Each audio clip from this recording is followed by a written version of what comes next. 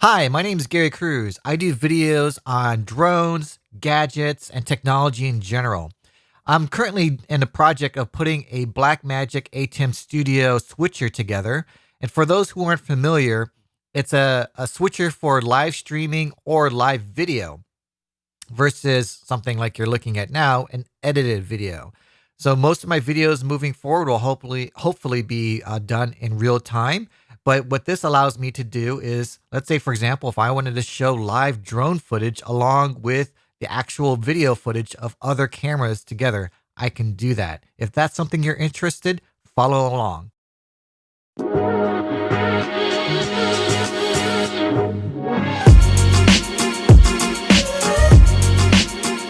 This is a unboxing video for a ATEM Studio HD build in a 4U flight case. Here are all the components that I'm going to be cramming into that little case. And I'm making this video separately because some people just aren't really into unboxing videos. But if this is your cup of tea, you're in for a treat. Now, starting off with the ATEM Television Studio HD. This was kind of hard to get hold of because on Amazon, in the US at least, they're kind of hard to get hold of. I get this from the DVE store, and thanks to Jason, he saved me one and sent it right over, and it came in really good condition.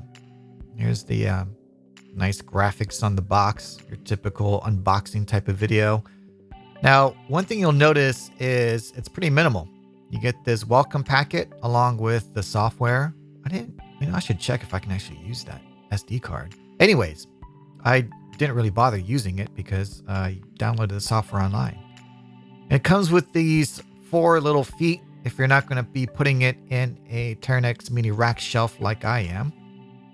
So I'm just going to take that off. You'll notice that it doesn't come with any cables, which actually works out. I think, cables are a personal thing. I need to get cables that are right for me and reduces waste. But just keep that in mind. And I'll have links below all the stuff that you'll need. Well, what's really nice about this is that it uses a standard IEC cable. And look at the USB cable here, input. It's USB 2.0. Now, it doesn't have streaming like the old ATEM Studio, but it's just for control. It also has a fan in this nice little enclosure. You'll hear later on the audio test of that. I also like that this has some controls. Again, this is not a review. It's just an unboxing, just a little bit close up of what you get out of the box.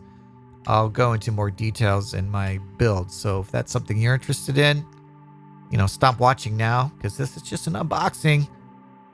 Speaking of unboxing, here's the HyperDeck Studio Mini. And what I liked about this is that it uses SD cards.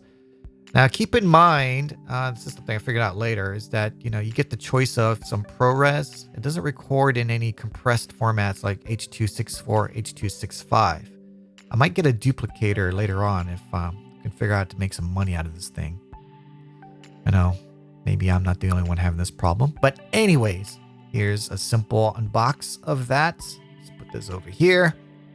Another welcome packet, again with some software. That I ended up just downloading online when I got it connected. But if you want to see it up close, here it is. For those folks who don't download stuff. Now, what's really cool about this compared to the other version too is that essentially once you get everything set up, you don't need a computer to do the switching.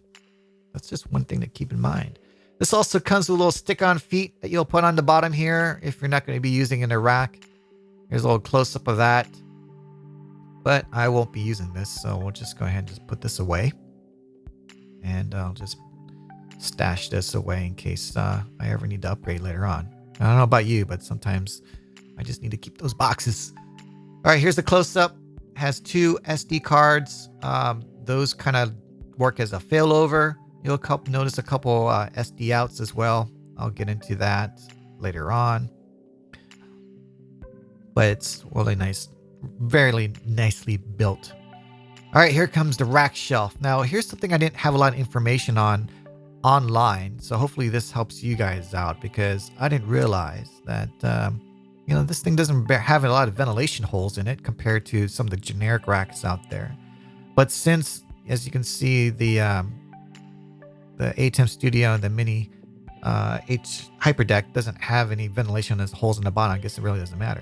The other thing too is that includes these face plates. So if you're not using the full rack, you're not left with some gaping holes in the front. And these are plastic. You just screw them right on. Here's a little close-up of the rack itself. Nicely built. Made out of metal. It just fits right in there. So I think I ended up putting that on the right side, but I was just checking the alignment of the holes. Now, the holes, the screws actually work with the front and back of underneath the device. So I'll just have to flip this over to screw these together. All right, so just align these right up here. And you notice that there's a hole in the front and back for each device. At least for the 2 for the HyperDeck Studio Mini and 4 for the ATEM Studio. All right, next up, this little mini PC called the Codlix. It's also known as the B-Link on Amazon. I'll have a link. Now, this little mini PC doesn't have a fan, but it has enough processing power to kind of act as a switcher.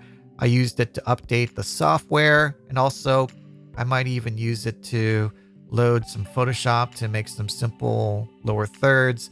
But it also acts as a ghetto casting device, meaning, if someone connects to my network, they can use AirPlay or Chromecast to send their screen over. What's interesting, it came with 2 short HDMI cables, but only has 1 HDMI input. Has a VESA mount as well that I didn't even bother using. So here's a close-up of the LAN, which I used inside with hooking it up to a router that you'll see later. And also comes with a Wi-Fi cable, antenna, which I didn't use. It has an SD card for expansion and 2 USB ports as well. I think those are USB 3. I'll go into more detail in my build. Now here's a APC power filter. The specifics are, again, in the description.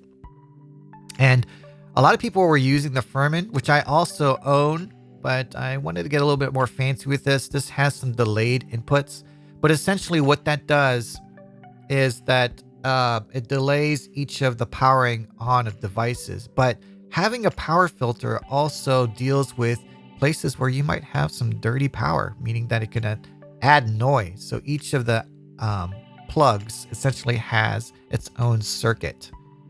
Here's a little close-up of that. And here's a close-up of the rear. And these are delayed and also has a digital filter associated with these. So hopefully that removes or it takes care of any ground loop hum that may be coming in through audio or maybe interfering with the video as well. Here's a close-up of the front. And what's nice is it shows the status. It shows the usage of the power. I'll get into the details of that when we get that all powered up in my build video. But essentially, to turn it on, you have to hold that power button and the up button. Now, I saw in here to record YouTube channel, he was using some fans. I went a little bit fancy and decided to put this on my actual rack. Now, the cool thing about this, you have a couple models. This one's the exhaust version, which blows out, hence the word exhaust. And it's also temperature controlled. I also got this little brush thingy that kind of covers up the holes, but I have some additional, room to expand in case I didn't use the patch panel. And I'm going to see if I could route the power cord out of that. In fact, you know what? The power cord actually doesn't fit out of that. So hopefully I'll figure that out in my build. But any additional cables that need to go into my case can go through there. Now here's the patch panel from Redco Audio. I drew this all out in Photoshop, but check this out. Look at all the labels on there. No sticky labels. So professional. Now, when I got this built, look at these Ethernet jacks, the Cat 6. Their patch, I accidentally selected the patch panel. I'm like, I don't know how to do that. So I sent those back, and they sent them back with the correct pass-through. So just keep that in mind when you're building it. Now here's the SKB 4U case. I decided on this travel version. It's a shallow one. You'll see the exact specs either on the graphic on the lower thirds, which I'll probably put up right now or earlier. In case I ever have to travel with it, it's high impact grade plastic, I guess. Nice and secure latches. And this is the shallow version, and it has mounts in the front and the back, which works out for me because I'm putting all the controls on the front for the ATEM Studio HyperDeck and the screen in the front, and in the back will be the fan, the power, and the and that brush face. It also came with some screws that I didn't really use because I bought some really high grade ones. So here it is powered on. Just going through a test of the power, making sure everything works out. And here's the test of the audio.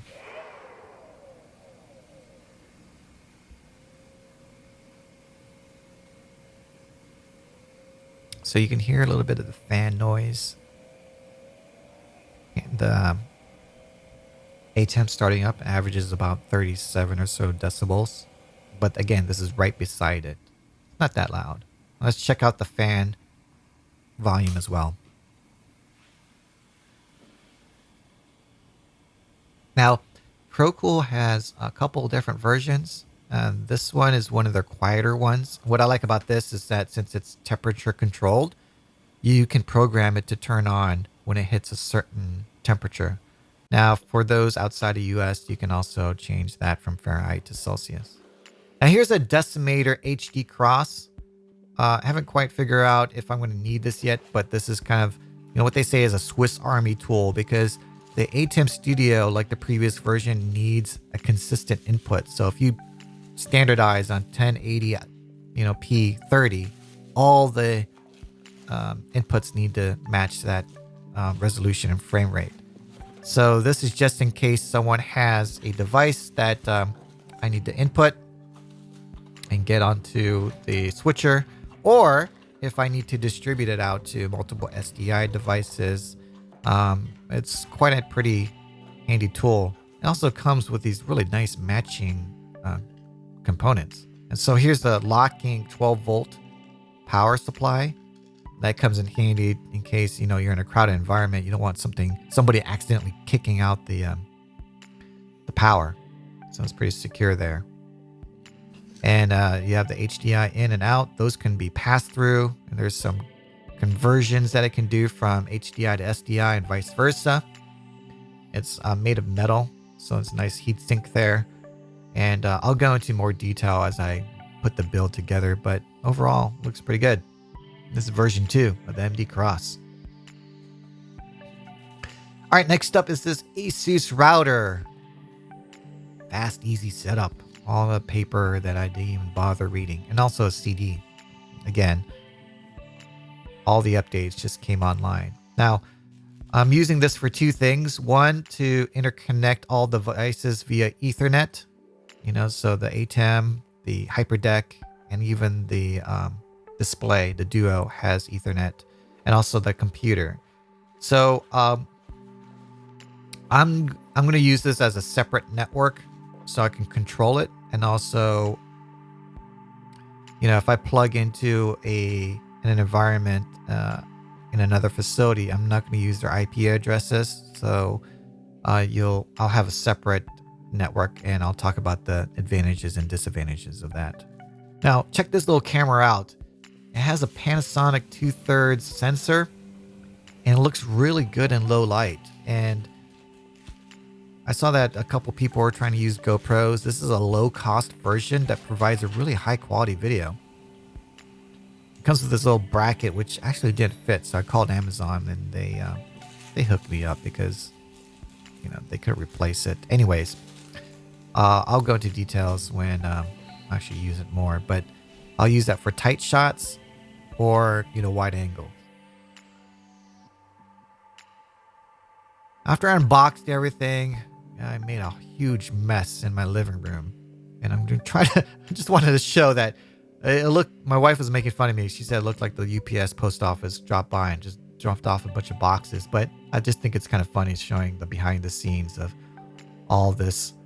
I need to clean this up as I put this all together. But One thing I learned is that I was missing some cables and missing in some of the things that weren't the right sizes. And I'll go over all that. And so for you guys who are looking to do your own build, you can learn from my mistakes. And here it is, kind of like in the process. So if it's something you're interested in, subscribe and I'll definitely go into more details about the build. Thanks for watching.